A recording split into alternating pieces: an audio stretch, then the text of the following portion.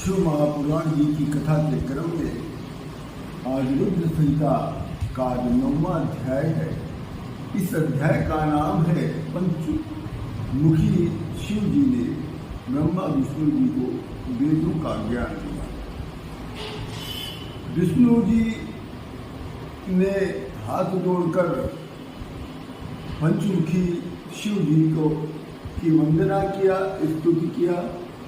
उनकी स्तुति, उनकी वंदना सुनकर पंचवक्त त्रिनयन भालचंद्र जटाधर गौरवर्ण 10 भुजा वाले विशाल नेत्रों से युक्त, शरीर में भस्म धारण किए हुए नीलकंठ सर्वाभरण भूषित सर्वांग सुंदर मस्तक पर त्रिपुंड धारण माँ पार्वती सहित परमेश्वर शंकर भगवान प्रकट।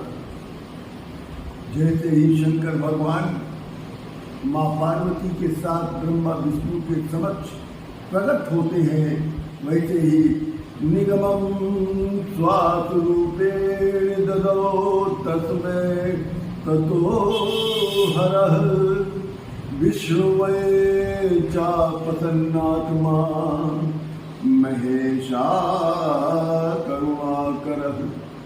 वैसे ही प्रकट होते ही शंकर भगवान ने विष्णु भगवान को दोनों बाहों से पकड़कर अपने गले से लगा लिया और श्वास के मार्ग के द्वारा विष्णु भगवान को वेदों का ज्ञान देने लगे। विष्णु जी ने सदाशिव से पूछा कि हे महादेव, हे शंकर भगवान सदाशिव, आप किस प्रकार से संतुष्ट होते हैं? आपकी पूजा कैसे की जानी चाहिए? आपकी याज्ञा से हम और ब्रह्मा जी अर्थात ब्रह्मा विष्णु के क्या कर्तव्य, कौन सा कार्य अच्छा है, कौन सा कार्य बुरा है? हे महादेव, आप अपना अनुचर समझकर कृपया कर हम लोगों को बताएं, आदेशित करें। इतना सुनकर भगवान शंकर जी प्रसन्न हो गए और कहते हैं कि हे सुसप्तम विष्णु जी और ब्रह्मा जी, मैं आप दोनों पर प्रसन्न हूँ। मुझ महादेव के दर्शन को प्राप्त कर तुम दोनों अपने अंदर भय का त्याग करो। तुम दोनों सर्वदा मेरे लिंग का पूजन करो, मेरे इस रूप का सदैव ध्यान करो। मेरा जैसा लिंग दिखाई देता है वैसे ही लिंग का निर्माण करो, उसका ही पूजन करो। ऐसा करने से तुम्हारा जो भी कामना होगा, जो भी अभीष्ट होगा, वो पूर्ण हो जाएगा। यदा दुखम भवे तत्र यो सत्तमो पूजते मम लिंगे चा सदा स्याद् दुख नाशनम। हे ब्रह्मा, हे विष्णु, जब किसी भी प्रकार का दुख उपस्थित हो तो उसी समय तुम मेरे लिंग का पूजन करो, उससे समस्त दुख दूर हो जाएंगे। तुम दोनों जो हो, ब्रह्मा विष्णु जो हो, तुम लोग मेरे दाएं और बाएं अंग से प्रकट हुए हो। तुम दोनों इस तीनों लोक में सबसे बलवान देवता हो। तुम लोगों को मैं एक वरदान भी देता हूं। मेरी इच्छा से तुम लोगों की दृढ़ भक्ति मुझ में ही हो। तुम दोनों महाबुद्धिमान हो। तुम मेरी पार्थिव मूर्ति बनाकर अनेकों प्रकार से पूजा करो। ऐसा करते रहने से तुम्हारा अभीष्ट पूरा होगी, तुमको सुख की प्राप्ति होगी। ब्रह्मण सृष्टि कुरु तम मदाज्ञा परिपालक वत्स वत्स हरे त्वं चापालयं चराचरम्।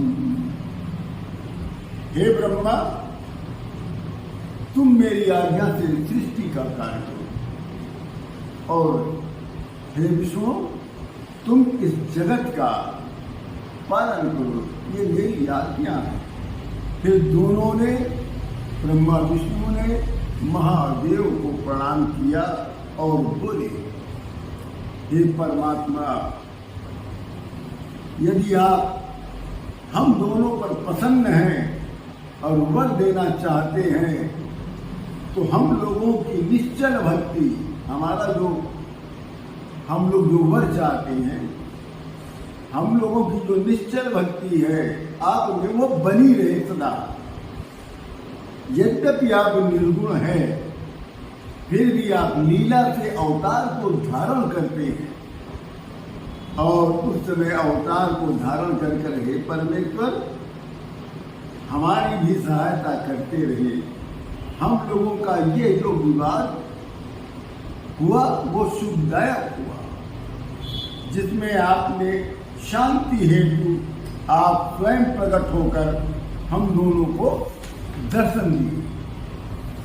शंकर भगवान कहते हैं, प्रलय स्थिति सर्वाना कर्ता हम चा गुणो अगुण परब्रह्म निर्विकारी सच्चिदानंद लक्षण। क्या है विष्णु, मैं निर्गुण होता हुआ भी सगुण रूप धारण कर इस जगत को, जगत के प्रलय पालन और सृष्टि का कर्ता मैं ही हूं। मैं परब्रह्म विकार रहित सच्चिदानंद लक्षण वाला, त्रिधा भिन्नो हराहं विष्णु ब्रह्म विष्णु हराख्या सर्वरक्षालय गुणे निष्कलोहं सदा हरे।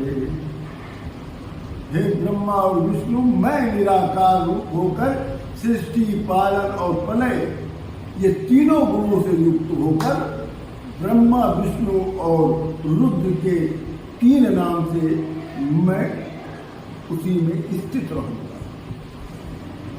हे विष्णु, तुम दोनों ने मुझे अवतार लेने की प्रार्थना को सत्य करने के लिए ये तुम्हारे मैंने ये अवतार लिया, क्योंकि मैं भक्त वत्सल मद्रूपम परम ब्रह्म नीदृशम भवोदंगता प्रगति भक्ति लोके नामा रुद्रा प्रकीर्तिता। ये मेरा जो परम रूप है, वही आगे चलकर तुम्हारे ही शरीर से ब्रह्मा प्रकट होगा। ये जो मेरा रूप देख रहे हो ब्रह्मा, यही रूप आगे चलकर आने वाले समय में तुम्हारे ही शरीर से प्रकट होगा। उस रुद्र रूप में मेरा अंश होने के कारण उसके सामर्थ्य में कोई न्यूनता नहीं होगी।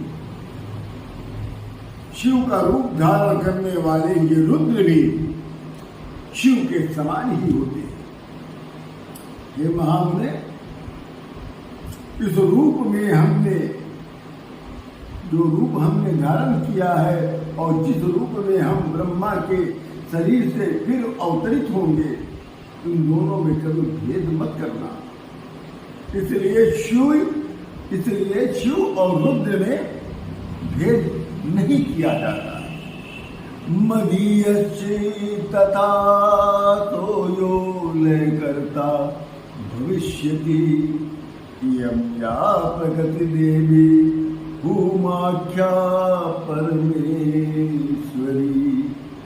मेरे अंश से उत्पन्न मेरी जो प्रकृति उमा परमेश्वरी देवी है, इसी शक्ति से वो वाग देवी ब्रह्मा की अर्धांगी बनेगी और एक शक्ति लक्ष्मी स्वरूपा होगी, वो विष्णु की अर्धांगी बनेगी। और फिर उसी प्रकृति से काली नामक शक्ति मेरे अंतभूत रुद्र को प्राप्त है। ज्योति रूपेण सा तत्र कार्यार्थे संविवस्यते। महाकाली नामक शक्ति कार्य के लिए समय समय पर प्रकट होती रहेगी। ये शक्ति जगत की अत्यंत कल्याण करने वाली। इस प्रकार परमात्मा शंकर भगवान ने ब्रह्मा और विष्णु जी को कार्यों का निर्देश देकर और अंत में बताया, तब सेव्यो विदेशापि रुद्रीवं भविष्यति शिवपूर्णावतारो हि त्रिजगल्लयकारकः।